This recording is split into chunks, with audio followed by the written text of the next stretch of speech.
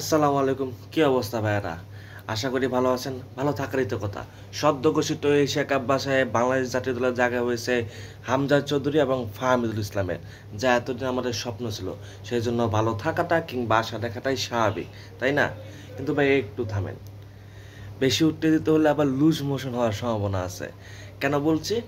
কারণ শুধুমাত্র হামজা কিংবা ফাহমিদুল তো খেলবে না, আরও তো 9 জন খেলবে, ঠিক না? সাথে সাবস্টিটিউট প্লেয়ার রয়েছে। এবং হামজা এবং ফাহমিদুলকে খেলতে পারবে। কেন বলছি সে কথা?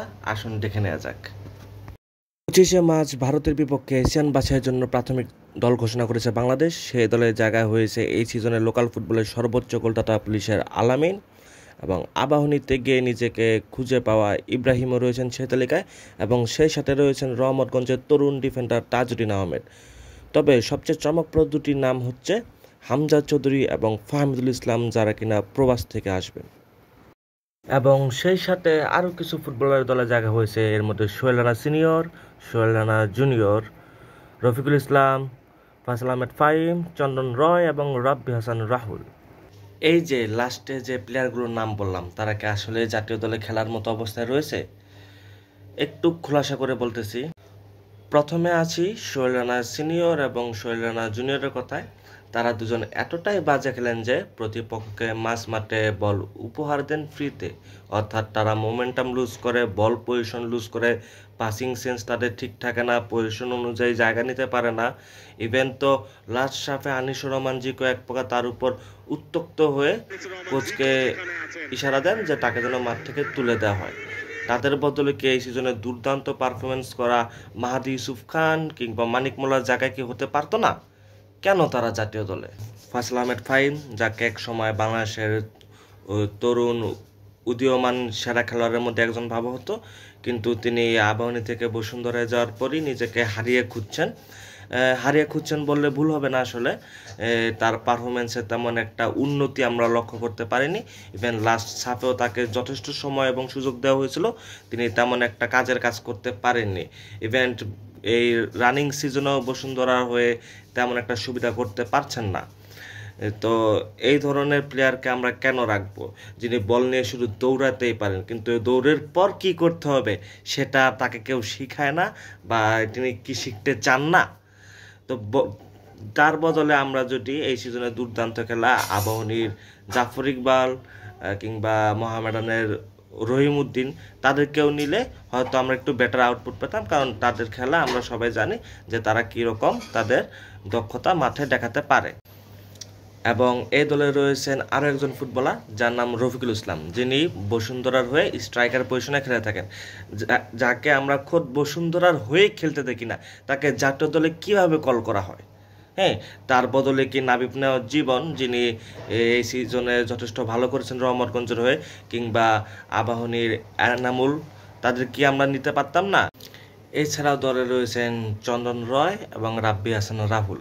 তো তাদের খেলা সাফ 20-তে অনেক মনোমুগ্ধ করেছিল, কিন্তু চলতি সিজনে তারা বসুন্ধরা হয়ে কতটুকু সময় মাঠে নেমেছেন, কতটুকু দুর্দান্ত খেলেছেন, সে প্রশ্ন কিন্তু থেকে যায়। তারা কিভাবে জাতীয় দলে কলাপ পেতে পারে?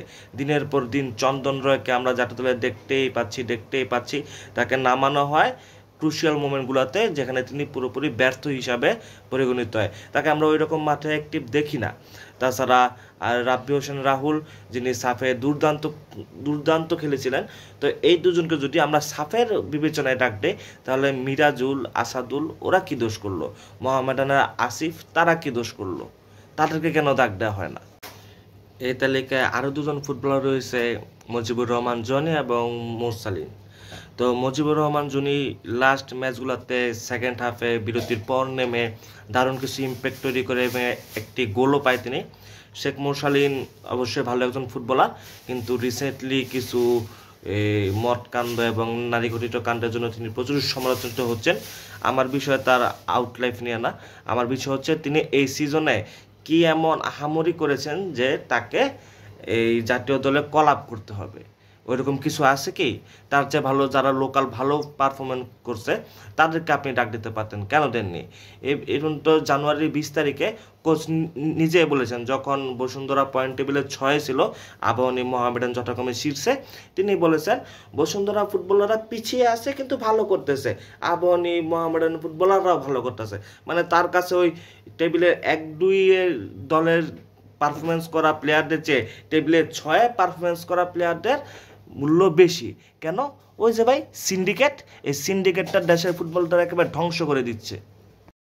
এবং সেই সাথে ডিফেন্স নিয়ে আমরা কথায় আসি। ডিফেন্সে সেখানে অনেক ভালো ভালো নাম আমরা দেখতে পাচ্ছি, কিন্তু সেখানে কিছু উদ্বেগজনক নামও রয়েছে। যেরকম 1 নম্বরে সাদউদ্দিন অবশ্যই একজন ভালো প্রলিফিক উইঙ্গার ছিলেন, সেখান থেকে তাকে ডিফেন্স খেলানো হয় এবং পরবর্তীতে তিনি প্রায় প্রতি ম্যাচে উইং ব্যাক পজিশনে খেলে থাকেন। কিন্তু উইং ব্যাক পজিশনে সাদ জঘন্য। আপনারা রিসেন্ট সাবগুলো ফলো করলে দেখতে পারবেন, রিসেন্ট ন্যাশনাল ম্যাচগুলো ফলো করলে দেখতে পারবেন, সেই ইন্ডিয়ার সাথে একটা গোল ব্যতীত ওর অবদানটা কি। ইভেন প্রতিপক্ষকে লাল কার্ড তিনি খেয়ে প্রতিপক্ষকে গোল উপহার দেন, পেনাল্টি উপহার দেন, ডি বক্সের কাছাকাছি ফাউল উপহার দেন, এরকম নানা কাণ্ডে সাদ জড়িত। কিন্তু সাদের রিপ্লেসমেন্ট হিসেবে আমরা কাকে পেতে পারি? সেখানে রয়েছে সাদেরই আপন ভাই তাজউদ্দিন, যিনি এই সিজনে রহমতগঞ্জের হয়ে দুর্দান্ত পারফর্ম করেছেন। এছাড়াও রয়েছে ইসা ফয়সাল, বিশ্বনাথ যেহেতু ইনজুরি, আমরা সেই জায়গায় আবাহনীর হাসান মুরাদকে দেখতে পারি। অবশ্যই তারা ভালো ফুটবলার এবং অবশ্যই তারা সাত থেকে বেটার ইম্প্যাক্ট রাখতে পারবে। বহুদিন পরে জায়গা হয়েছে দলে সুশান্ত ত্রিপুরার, আমরা তার কথা ভুলে না যাই। তিনিও রাইট ব্যাকে দুর্দান্ত পারফরমেন্স করতে পারবেন, যেটা আমরা তার বসুন্ধরা খেলার সময় দেখেছি, আবাহনীতে খেলার সময় দেখেছি। এবং এই সিজনে তিনি রহমতগঞ্জের দুর্দান্ত পারফর্ম করার ফলে তিনি জাতীয় দলে তার কলাপ পেয়েছেন। তো সেক্ষেত্রে আমরা একটা ড্রিম ব্যাক 4 আমরা দেখতে পারি। সেক্ষেত্রে এই তারিক কাজীর সাথে আমরা ইয়াসিন খানকে দেখতে পারি। এই সিজনে দুর্দান্তভাবে কামব্যাকটা ইয়াসিন খানের কথা আলাদাভাবে বলতেই হবে। তিনি এবং তারিক ভালো একটি জুটি বাঁধতে পারেন। তপুকে এখন একটু কয়েকদিনের জন্য বিশ্রাম দেওয়া যাক। লেফট ব্যাকে ইশা ফয়সাল যেহেতু দুর্দান্ত করতেছেন, তাকে রাখতে পারি। তার ব্যাকআপ হিসেবে আমরা তাজউদ্দিনকে রাখতে পারি এবং রাইট সাইডে আমরা সুশান্ত ত্রিপুরাকে এবং কিংবা হাসান মুরাদ যে কেউ আসলে চলবে, কিন্তু সাতকে কোনোভাবে যাতে না আনা হয়। গোলকিপার পজিশনে মিতুল মার্মা পারফেক্ট, সেক্ষেত্রে আমরা তার ব্যাকআপ হিসাবে আরও 2 জন নিতে পারি। সেক্ষেত্রে সুজন হোসেন এবং মেহেদী হাসান শ্রাবণ। আনিসুর রহমান জিকু তিনি নিজেই বসুন্ধরা হয়ে একটু গেম টেম কম পাচ্ছেন, যেহেতু বসুন্ধরায় তার উপর আস্থা রাখতে পারছে না, সেহেতু আমরা তার উপর আস্থা রাখবো কীভাবে। কিন্তু ভিডিওর শুরুতে আমি বলেছিলাম যে হামজা এবং ফাহমিদুলকে খেলতে পারবে, এখানে তো আসল সিন্ডিকেট। আমরা যতটুকু জানি যে হামজা প্রস্তুতি ম্যাচগুলো নাও খেলতে পারে, কোচ বলবে যে সে প্রস্তুতি ম্যাচ খেলে না, এটাকে হাফ টাইমের পরে না বাবু, এই ধরনের গাঁজাগুড়ি আলাপ করবেন না। হামজা অটো চয়েস, যে কোনো দেশের জাতীয় দলের হয়ে অটো চয়েস খেলার মতো। তো হামজাকে আমরা পাচ্ছি, তো হামজা শুরু থেকে থাকবে। সেখানে আমরা মিডফিল্ডে একটি দারুণ ট্রাই করতে পারি জামাল ভুঁইয়া এবং হৃদয়ের সাহায্যে। হৃদয় এবং জামাল এদের এবিলিটি নিয়ে কোনো সন্দেহ থাকার কথা না। জামাল যেহেতু হাফ সিজন খেলার বাইরে ছিল, যদিও তিনি ব্রাদার্সের সাথে প্র্যাকটিস করেছেন, তো আমরা হৃদয়ের সাথে সেখানে আমরা কাজেম শাকে দেখতে পারি। সেক্ষেত্রে ফার্স্ট হাফে জামালকে রাখাটাই বেটার হবে।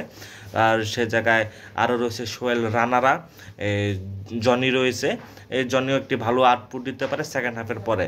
এবং ফাহমিদুলকে আমরা মিডেও দেখতে পারি, আবার উইংয়েও দেখতে পারি। কিন্তু আসলে কি দেখবো, দেখা যাক। উইংয়ে কারা রয়েছে, উইংয়েরও একদিকে রয়েছে রাকিব, অটো চয়েসই বলা যায়, দুর্দান্ত ফুটবলার। অন্যদিকে ফয়সাল আহমেদ ফাহিম দেখবেন এই ইমন বা ইব্রাহিমের জায়গা দখল করে বসে আছে। আসলে তিনি আসার কথা না, কিন্তু আসার কথা ইব্রাহিম কিংবা ইমনের। এবং এই তালিকায় আরেকজন রয়েছে ফাহমিদুল ইসলাম। তো সেক্ষেত্রে ইমন, ইব্রাহিম কিংবা ফাহমিদুল যে কাউকে আমরা দেখতে পারি। ফাহমিদুল আপনার মিডেও খেলতে পারে, তো তাকে মিডেও দেখা যেতে পারে, কিন্তু সিন্ডিকেট এটা হতে দেবে না। দেখবেন যে ফাহিম ঠিকই অটো চয়েসে একটা জায়গায় টুক করে বসে রয়েছে। এবং আমাদের কোচ কাবরেরা তিনি তো নাম্বার 9 নিয়ে খেলতে পছন্দই করেন না। দল মারা খেলে খাক, উনি স্কোরার চান না, উনি চায় খেলা লয়ে পাসিং পুসিং করতে। হ্যাঁ, তো তিনি দেখা যাবে সেখানে মোরসালিনকে ঢুকিয়ে দিয়েছে নাম্বার 9 পজিশনে, অথচ আমাদের হাতে আলামিন এবং ফোর্টিসের পিয়াস আহমেদ নোভা দুজন রয়েছেন জাট স্ট্রাইকার। তাদের বদলে দেখা যাবে যে মোরসালিনকে ওইখানে ঢুকিয়ে দিয়েছে এবং দল মারা খেয়ে চলে এসেছে। তো এই ধরনের সিন্ডিকেটগুলো বন্ধ করুন। মিডফিল্ডে, স্ট্রাইকে, ডিফেন্সে সব জায়গায় যোগ্য লোকদের জায়গা দিন। দেখা যায় জামাল ভুঁইয়ার বদলে সোহেল রানাকে নামিয়ে দিয়েছে, কিংবা হৃদয়ের বদলে সোহেল রানা 2 চন্দনকে। তো এই ধরনের প্রহসন বন্ধ করুন। এই হামজা আসতেছে, ফাহমিদুল আসতেছে, তাদেরকে পর্যাপ্ত সময় দিন, পর্যাপ্ত সুযোগ দিন এবং একটি ভালো টিম গঠন করুন। যদি ভারতের কাছ থেকে মারা না খেয়ে আসতে চান তাহলে সিন্ডিকেট বন্ধ করে যোগ্য একটি একাদশ নির্বাচন করুন। ভারতকে হারানো কঠিন কিছু হবে না। আমি আবারও বলছি যে নাম্বার 9 পজিশনে মোরসালিনকে খেলানো দরকারি। নাম্বার 9 আমাদের কাছে দুজন জাট স্ট্রাইকার রয়েছে, আলামিন রয়েছে, নোভা রয়েছে। ফাহমিদুলকে মিড অথবা উইংয়ে পর্যাপ্ত সময় দিন। ফাহিমকে এই বিরতির পরের জন্য রাখুন। শুরু থেকে ইমন, ইব্রাহিম, ফাহমিদুল এদেরকে সুযোগ দিন। মিডফিল্ডে হৃদয়, জামাল, কাজেম শাহ এদেরকে রাখুন হামজার সাথে, তাহলে একটা ভালো আউটপুট আসার সম্ভাবনা আছে। এবং এই ডিফেন্স থেকে ষাটকে বসায় রাখুন, ষাটের বদলে অন্য কাউকে সুযোগ দিন। হাসান মুরাদ রয়েছে, সুশান্ত ত্রিপুরা রয়েছে। তো একটি ভালো ফলাফলের আশায় আমরা রয়েছি।